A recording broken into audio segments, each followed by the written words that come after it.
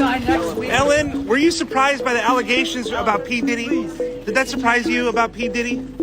He's been on your show many times. The courtroom was hushed, every eye fixed on the judge as he made the announcement that sent shockwaves across the nation. Ellen DeGeneres was to be placed under arrest.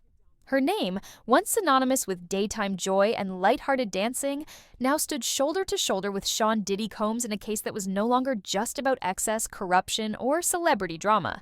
It had turned criminal. And everything began unraveling the moment a forgotten voice memo from the late Stephen Twitch boss was played aloud. But make no mistake, this wasn't about Twitch alone. His recording was the match. The real explosion came when Ellen's name emerged, closely followed by links to Diddy's dark empire of secrets, manipulation, and midnight dealings. Because, once you get there, the party really starts. Yeah. You know what I'm saying? I got you. I promise you I'm not going to let you down on this big one. All right, For good. real. Good. Your shoes, your feet are going to have blisters. You're going to be dancing so hard. I can't wait. For years, Diddy's name had swirled in whispers. Accusations of secret parties, coercion, surveillance, and a disturbing power structure hidden beneath the glamour of the entertainment elite. What no one expected was that Ellen DeGeneres, America's former queen of kindness, would be directly tied to it. Judge Harrison Trent, a veteran of high-profile legal warfare, had reviewed the evidence closely. What he heard was enough to sign off on a federal arrest warrant for one of television's most influential and untouchable stars.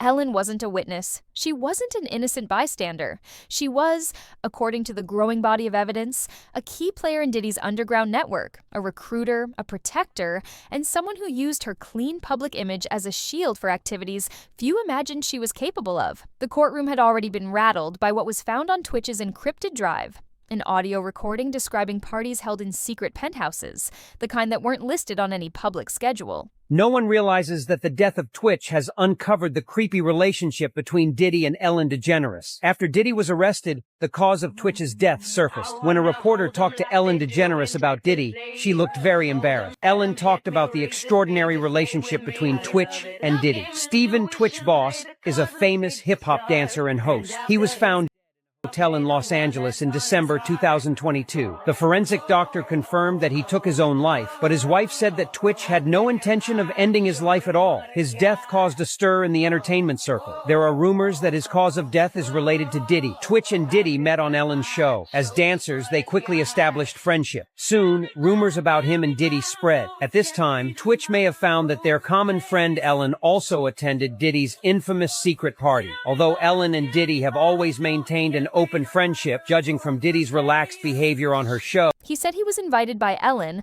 assured everything was safe. But what he witnessed changed everything. Although his words were powerful, it was what came after. The paper trail, the guest lists, the private jet logs that turned rumor into reality. Ellen DeGeneres wasn't just attending these events. She was connected to them financially and logistically. Two of the parties mentioned in court documents, one in December 2021, the other in April 2022, were not only linked to Diddy, but placed Ellen in the exact location at the exact time, under the radar and under an alias tied to a shell company she controlled. Hotel staff confirmed her presence. Witnesses noted her behavior was nothing like the affable host America knew. She wasn't Ellen that night, one said. She was something else. Diddy, meanwhile, has been the gravitational force pulling this entire legal storm into existence. Long rumored to host elaborate, invitation-only gatherings under layers of secrecy, he now faces an avalanche of charges: conspiracy, human trafficking, obstruction of justice. For years, Diddy's power shielded him. Do you know how many times I've been on this show? I'm going to guess 20? 27 times. You're going to hear about my party. They're going to be shutting them down. They're going to probably be arresting me. I will be here waiting for you. I have a special party announcement. Okay? Doing all types of crazy things just because we want to have a good time. Ellen DeGeneres frequently interviewed Puff Daddy on her daytime talk show, and in 2018, she revealed that they had occasionally partied together. So during one interview, after he arrived late to a taping, Ellen jokingly asked if he planned to be late to an upcoming party she was hosting. He said, "Yeah, I am. No, I have to arrive fashionably late." But with the walls closing in and investigators poring over years of hidden records, he found himself isolated.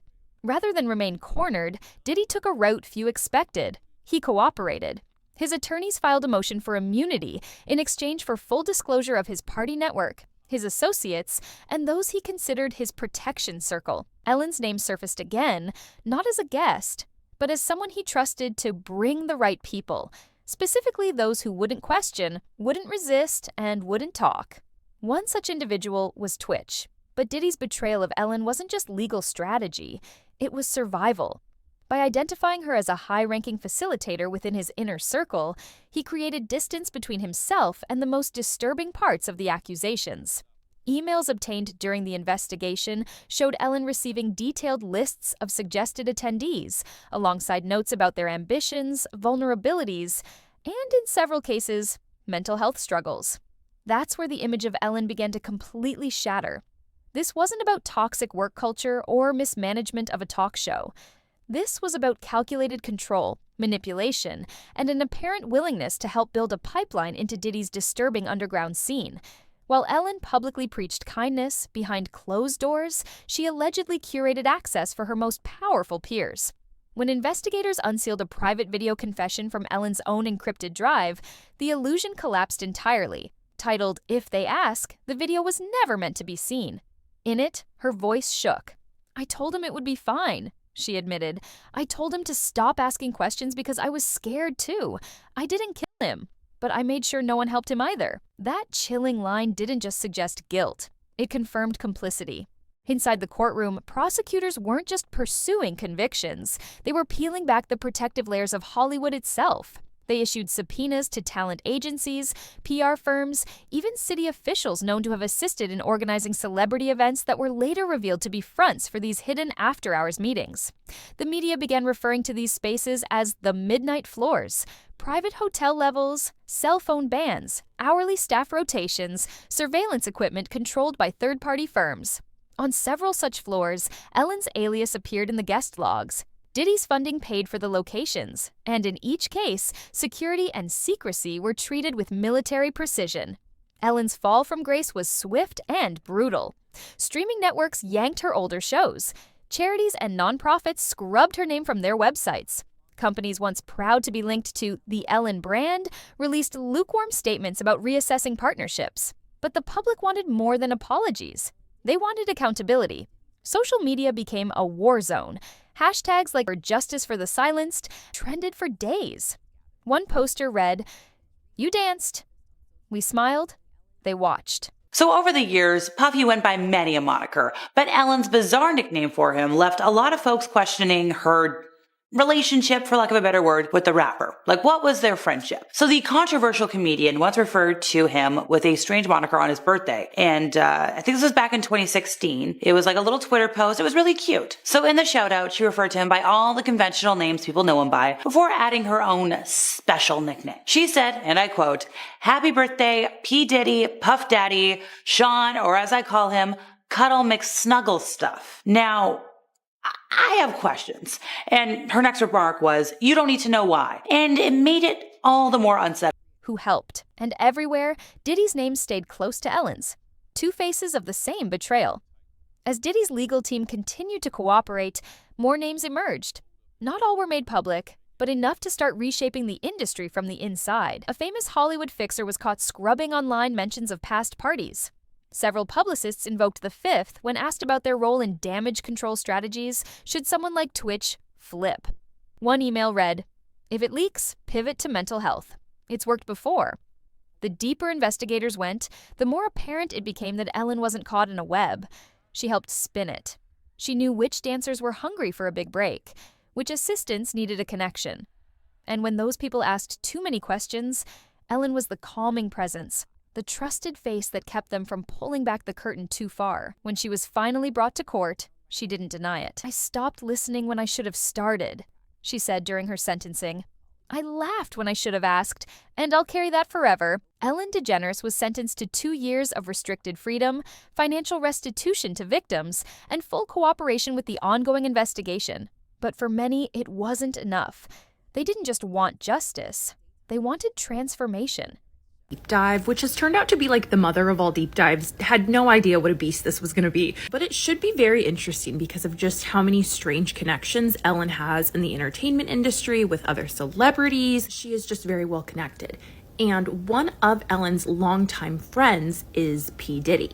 And she has had P. Diddy on her show, I think like 21 times while she was on the air. They have been friends for years. And when I was looking through some old clips of P. Diddy appearing on the Ellen show, it's very, very evident that P. Diddy felt very comfortable around Ellen. He felt very comfortable to say certain things in hindsight that are massively incriminating, and just goes to show you how untouchable P. Diddy felt that he was, because everyone knew what he was doing. Everyone knew what kind of man P. Diddy was. I want to show you guys a couple clips from P. Diddy on the Ellen show that I found particularly interesting.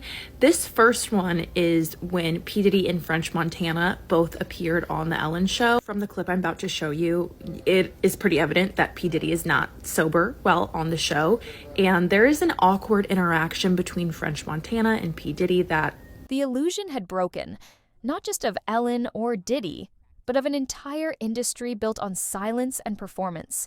Outside the courtroom, protesters held signs showing split images. Ellen dancing beside crying guests, Diddy raising champagne beside leaked court photos. The message was clear. This wasn't an isolated incident. It was a system.